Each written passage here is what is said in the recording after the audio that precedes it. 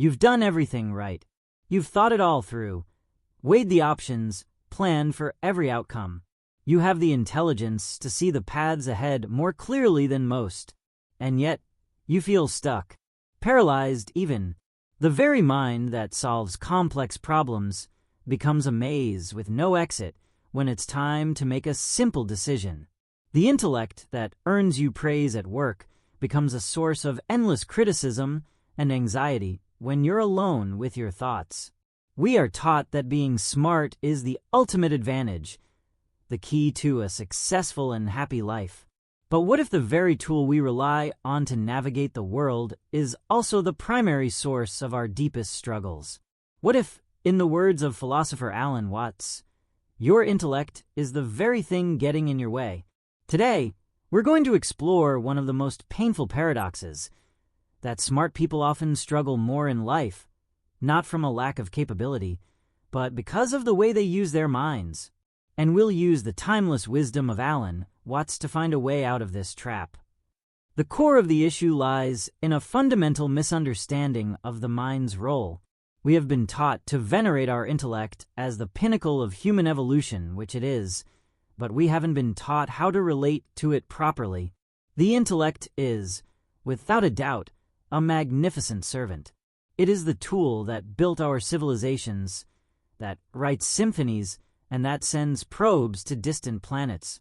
It is the part of us that can plan for the future, learn from the past, and solve logical problems with breathtaking efficiency.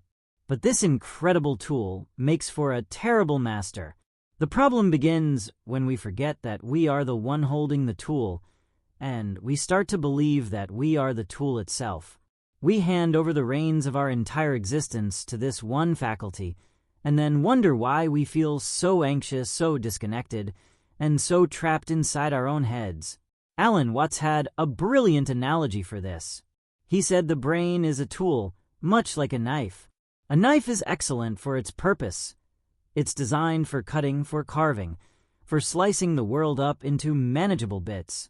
We use it to name things, to categorize, to analyze, and to plan. This is an indispensable function. But, as Watts pointed out, you wouldn't try to eat with the handle of the knife. The handle is for holding, for controlling the blade. The nourishment comes from what the blade helps you prepare and consume. Yet, in our modern approach to life, this is precisely what we are attempting to do. We are trying to get nourishment, meaning, and direct experience, the very substance of life, by chewing on the hard, wooden handle of our analytical minds. We are mistaking the process of thinking about life for the experience of living it. This is where the particular struggle for the smart person becomes most acute, because you are so adept with this tool, you become an expert in abstraction and symbolization. You live in a world of maps. You have a map for your career path, a map for your relationships, a map for what a good life should look like. These maps, these plans, models, and concepts are incredibly useful. You would be foolish to navigate a complex world without them. But the fatal error occurs when you become so engrossed in studying the map, worrying about its accuracy and redrawing its lines, that you forget to ever set foot in the actual territory it represents. You confuse the menu for the meal. The word water, written on a page, is not a drink that can quench your thirst. The concept of success is not the felt experience of fulfillment. The thought, "I am in love," is a pale, bloodless description compared to the raw, unmediated experience of love itself. And so, you end up inhabiting a second-hand reality, a world of concepts about life, rather than life itself. Your internal dialogue becomes a constant commentary on the event, instead of a participation in it. When you look at a beautiful sunset, a part of you is already labeling it, comparing it to other sunsets, thinking about how to photograph it, or wondering how long it will last. The mind, the tool, has jumped in to analyze and capture the experience, and in doing so, it has inserted a layer of abstraction between you and the direct, sensory reality of the colors, the warmth, and the silence. The tool has become a tyrant, demanding that every spontaneous moment be processed, judged, and filed away. It's this tyranny, this constant internal management of reality rather than a direct immersion in it, that turns our greatest gift into our heaviest burden. The master has become the slave, and the servant has taken control of the house. This tyrannical rule of the intellect manifests in several very specific and very painful struggles. The first, and perhaps most common, is the trap of analysis paralysis. The intellect, by its very nature, is a tool designed to minimize risk and optimize outcomes. It operates by gathering data, projecting futures, and identifying potential pitfalls. In a controlled environment, this is a superpower. But life is not a controlled environment. It is a fluid, messy, and profoundly unpredictable process. The intellect, when in the driver's seat, cannot tolerate this inherent messiness. It seeks a perfect, risk-free decision, a guarantee that the path chosen will be the correct one. And so, it insists on more information, more comparisons, and more contingency plans. It treats life as a problem to be solved, and if it cannot find the perfect solution, it decides that the only safe action is no action at all. You become frozen, not by a lack of options, but by an excess of them, and the terrifying weight of potentially choosing wrong. This is perfectly captured by Alan Watts when he said that a person who is always preparing to live is like a singer who rehearses all the scales but never sings a song. Think about that for a moment. The scales are important. They build technique and skill, but their entire purpose is to be in service of the song.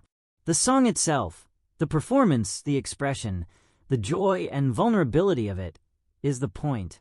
The over-reliance on the intellect is an endless rehearsal of the scales.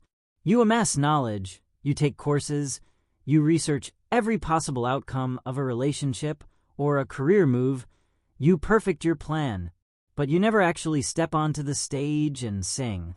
You never launch the business, you never have the difficult conversation, you never take the trip, because the intellect, the part of you that only knows how to rehearse, convinces you that you're not quite ready, that you need just one more scale, one more piece of data.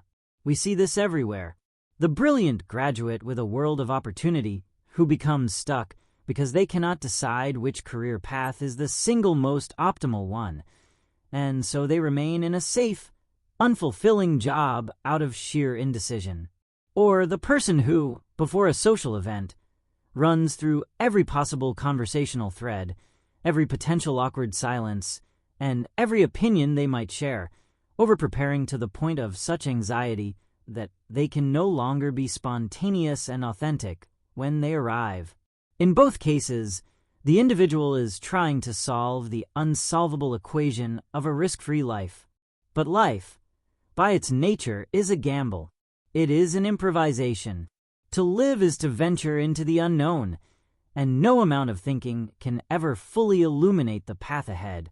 The intellect, in its attempt to protect you from failure, ends up protecting you from living altogether, leaving you stranded at the crossroads, forever studying the map, but never taking a step forward.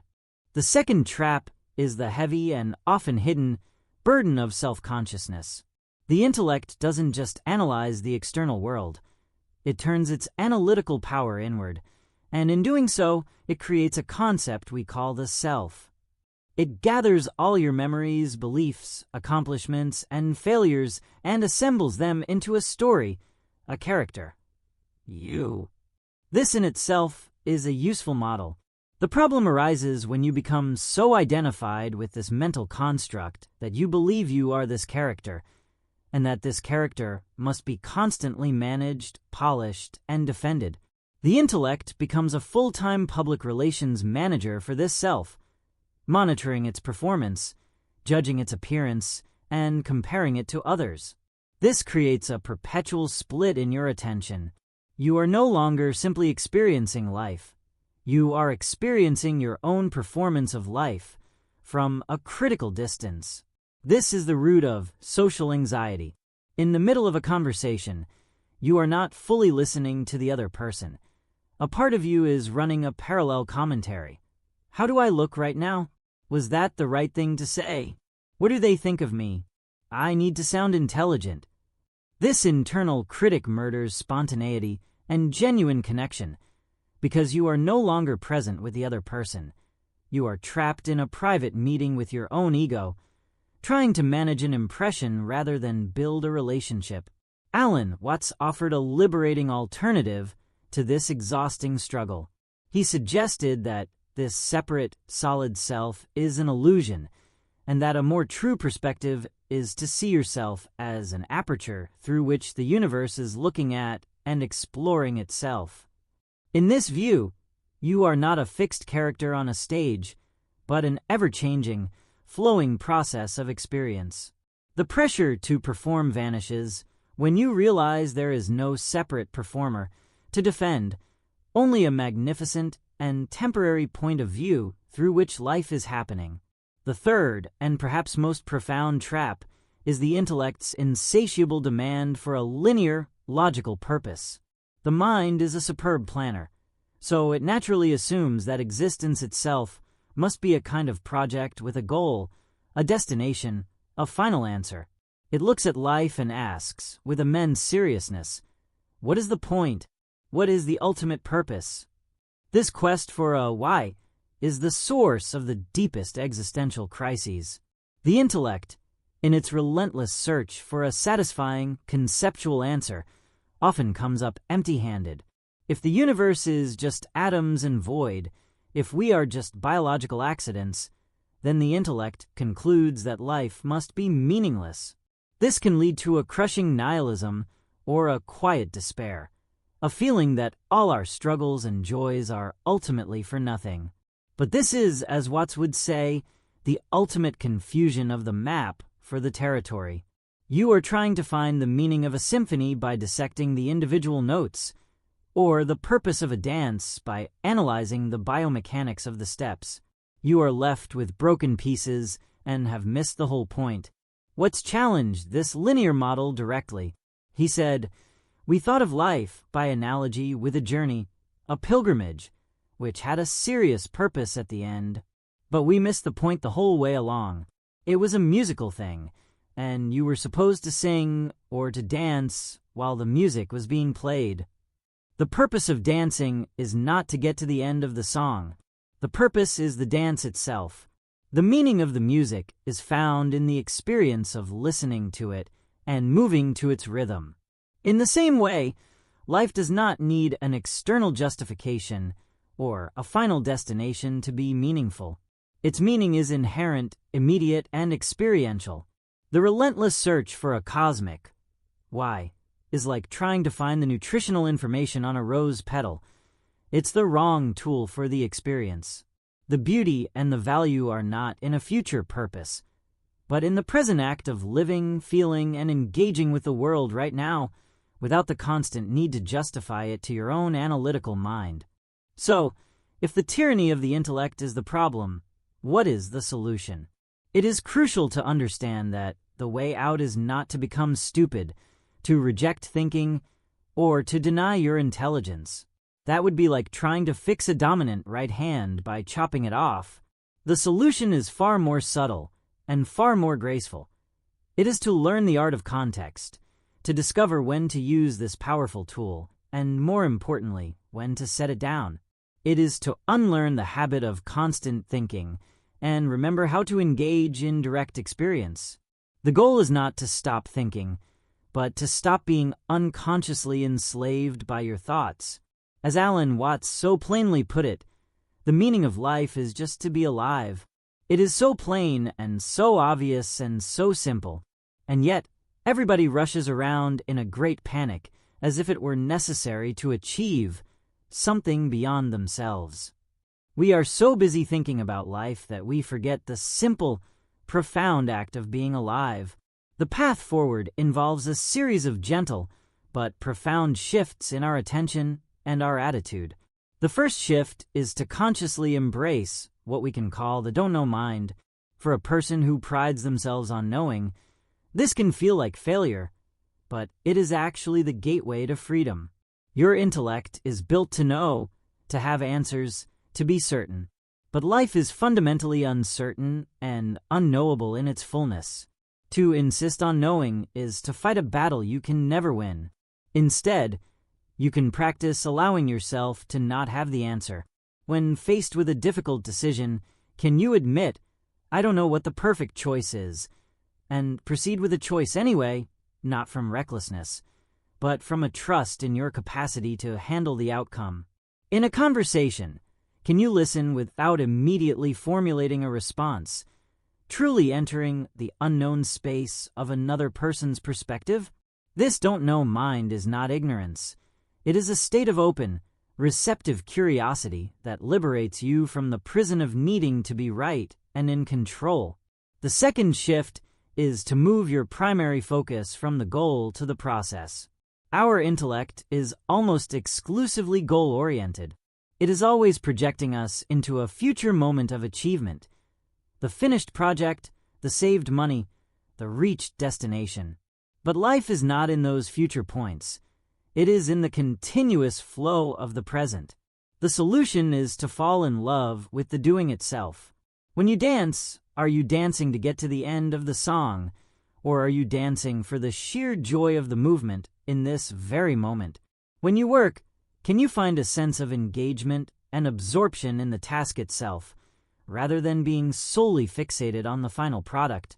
This is about participating in the activity for its own sake, valuing the quality of your engagement right now, and trusting that a well-lived process will naturally lead to a fulfilling outcome, without you having to anxiously manage it every step of the way. Finally, and most practically, we must cultivate a deliberate and continuous return to the senses. Your thoughts are abstractions. They are symbols of reality. Your senses, however, are your direct connection to the real, present moment world. The intellect lives in the past and future, but your body always lives now. The feeling of your breath moving in and out of your body is happening now. The sound of the rain against the window, the weight of your body in the chair, the complex flavor of the food you are eating. These are not concepts. They are immediate experiences. By consciously anchoring your attention in these sensory details, you are performing a powerful act. You are pulling your consciousness out of the abstract world in your head and planting it firmly back into the territory of lived experience. You are, quite literally, coming to your senses. This is the essence of mindfulness. It doesn't stop your thoughts, but it puts them in their proper place as background noise, while you engage directly with the vivid, simple, and overwhelming reality of being alive, right here, right now.